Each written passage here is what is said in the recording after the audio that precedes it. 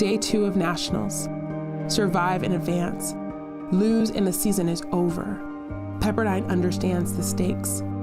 They've spent a full year preparing for this moment. The crowd will be bigger today. There will be more chatter about Nina Matthews' impending retirement. Will this be the final game of her illustrious career? Will Pepperdine avenge last season's loss to USC? If Pepperdine hopes to advance, they'll have to shut out all of the noise, because the only thing that matters today is what happens between those lines. 8 is an even number, but soon the differences between them will show. Their total will decrease until the only number left is prime. There's a moment in your bones when the fire takes over.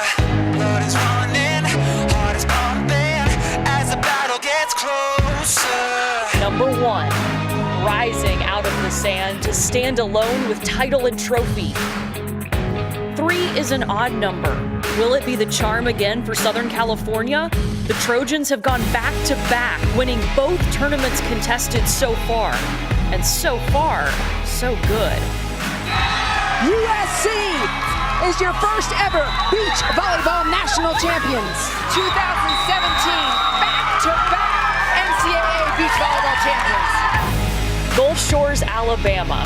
It's a small town with big beaches.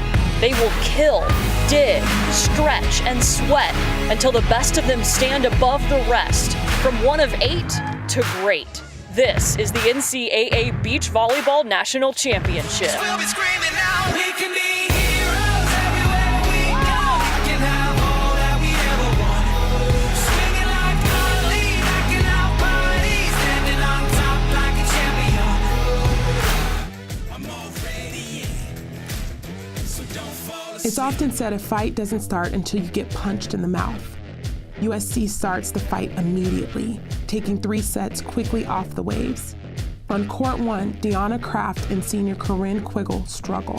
Still set point for USC. Match point for USC. Gradina takes it, and USC puts a point on the board. They jump ahead at 1-0. Los Angeles and Malibu not that far apart, but also the personal rivalry of the 2 head coaches, Nina Matthews of Pepperdine and Anna Collier of USC. But add to that the tension of last year. It was the championship duel. USC beat Pepperdine. Pepperdine said that loss in the championship duel has driven them all season long. But when I just asked Pepperdine coach Nina Matthews, how does she view this characteristically of this rivalry? She said, you know what, honestly, it doesn't matter who's on the other side of the court today. We're fighting for our lives. And she makes a good point. She is retiring at the end of this event. Will that be today? There's a lot of tension on the underneath side of these duels today. On court 5, Maddie Dilfer and Nikki Lyons dropped the first set 21-18. But Gigi Hernandez and Heidi Dyer come through for the waves and take set 1 on court 3. USC able to get it back over. Heidi Dyer on the swing, and set 1 is going to Pepperdine, 21-18. USC and Pepperdine battle back and forth.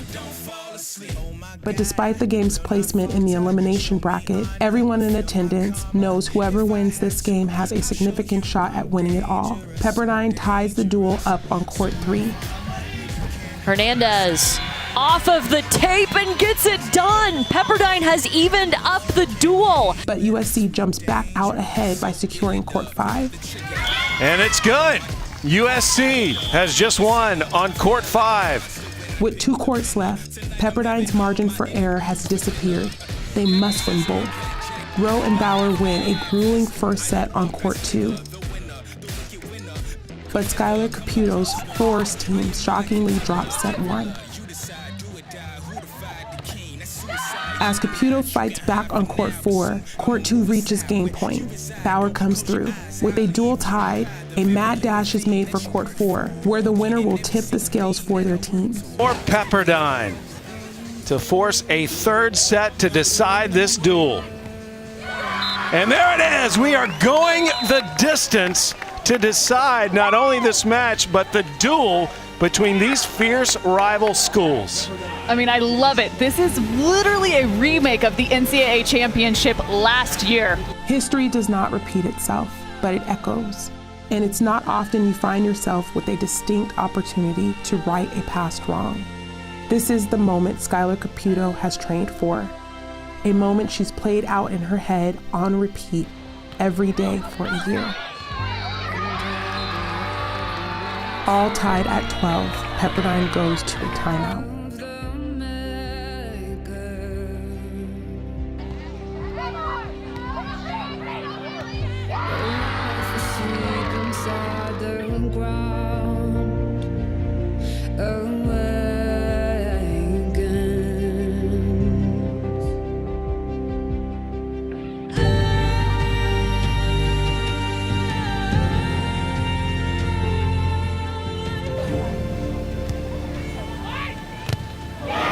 The block goes out of bounds. It is dual point, USC.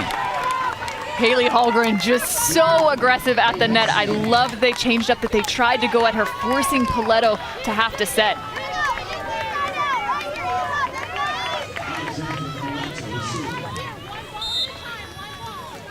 And you can see Pepperdine has shifted a little bit of their serve receive. Caputo standing in the middle of the court.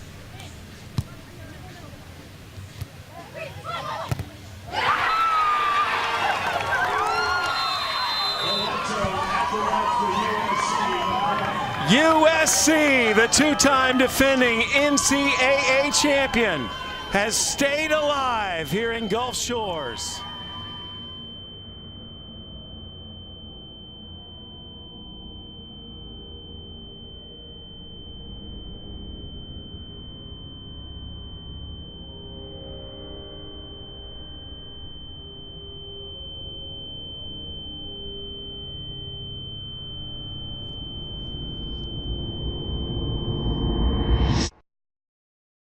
Why do we compete?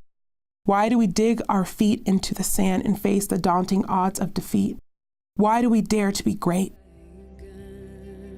Because it's in the struggle where we find purpose. It is not the critic who counts, not the person who points out how the strong woman stumbles, or where the doer of deeds could have done them better.